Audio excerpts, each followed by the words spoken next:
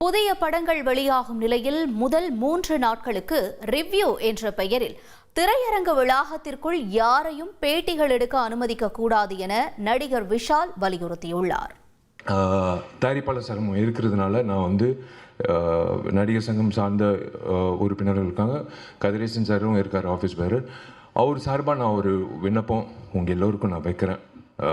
பத்திரிகையாளர்கள் plus YouTubers and every one and exhibitors association சார்பாக அவங்களுக்கும் நான் விண்ணப்பம் வைக்கிறேன்.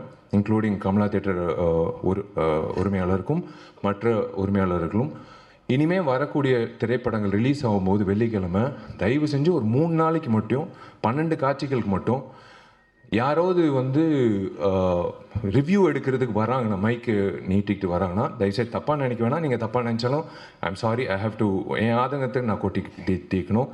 நீங்கள் டிக்கெட் வாங்கிட்டு உள்ளே வந்துட்டு படம் பார்த்துட்டு நீங்கள் அந்த மைக்கை நீங்கள் நீட்டிட்டு உங்கள் கருத்தை நீங்கள் சொல்லிவிடுங்க. ஆனால் தயவு செஞ்சு அவங்கள ஒரு 3 days மட்டும் வெளியில் தப்பாக நினைக்க வேணாம். உள்ளார ப்ரெமிசஸ் இல்லாமல் வெளியில் அவங்கவுங்க வண்டி வாகனத்தில் ஏறி வெளியில் போகும்போது நீங்கள் அவங்கள போய் நீங்கள் வெளியில் கேட்டுக்கோங்க. அவங்களோட ரிவ்யூ கேட்க வேணான்னு நான் சொல்ல, வெளியில் கேளுங்க.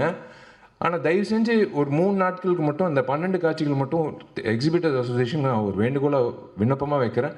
உள்ளே மட்டும் கொஞ்சம் ரிக்வெஸ்ட் பண்ணி உள்ளே எடுக்க வேணான்னு சொல்லுங்கள். வெளியில் எடுத்துக்கோங்க. விமர்சனங்கள் கண்டிப்பாக யார் முதல்ல விமர்சனம் போடுறதுன்னு ஒரு போட்டி இருக்கும், அது தப்பே கிடையாது எல்லாரும். ஆனால் நீங்கள் உள்ளே ஒரு டிக்கெட் வாங்கி நீங்கள் அந்த படத்தை பார்த்துட்டு அதுக்கப்புறம் உங்கள் கருத்து சொல்லிவிட்டு அப்புறம் மக்களோட கருத்து நீங்கள் சொன்னீங்கன்னா சூப்பராக இருக்கும். அந்த வகையில் ஒரு நல்லாயிருக்கும். எந்த படத்துக்காக இருந்தாலும் அது நல்லாயிருக்கும். ப்ளீஸ் தயவு செஞ்சு கண்டிப்பாக ரிவ்யூ வேணும். அந்த ப்ரீதிங் ஸ்பேஸ்ன்றது ரொம்ப முக்கியம். ஒரு 12 காட்சிகள் விட்டுருங்களேன். அந்த அதுதான் ஒரு திரைப்படத்துக்கு இவ்வளோ உழைச்சிருக்காங்க. அது கண்டிப்பாக அது ஒரு நீங்கள் கொடுக்குற சப்போர்ட் தான் அந்த வகையில். ஸோ தேங்க்யூ வெரி மச் நீங்கள் எல்லோரும் வந்ததுக்கு.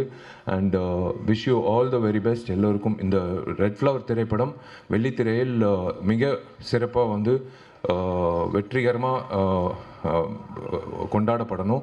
அதே வகையில் தயாரிப்பாளர் சங்கத்துக்கு இன்னொரு விண்ணப்பம் என்னென்னா, கதிரேசன் சார் ஒரு விழிப்புணர்வாக நீங்கள் ஒரு குழு அமைச்சு வரக்கூடிய புதுமுக தயாரிப்பாளர்களுக்கு இந்த ஓடிடி சேட்டலைட்டோ இல்லை ரிலீஸ் ஆகும்போது அவங்களுக்கு ஒரு சப்போர்ட்டோ, எப்படி ரிலீஸ் பண்ணணும், எந்த தேதியில் ரிலீஸ் நம்ம பண்ணியிருக்கோம். ஆக்சுவலாக ரெகுலேஷன் கமிட்டி மாதிரி பண்ணியிருக்கோம். ஒரே